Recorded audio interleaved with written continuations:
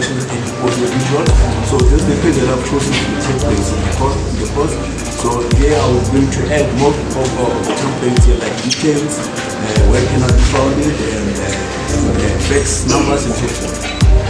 So what the interesting part about this particular web designing course is that it's not just learning how to put things together, but it gives you a sense of entrepreneurship and wanting to do things for yourself.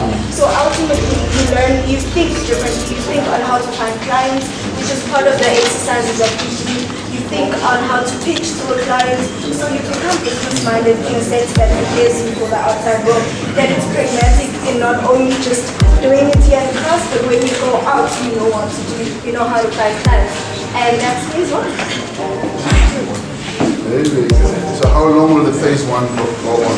So phase one could take anything between 1 to 8 weeks. Yeah, it's anything between 1 and 8 weeks. It's self-paced, so the more you come, the better chance of you finishing soon.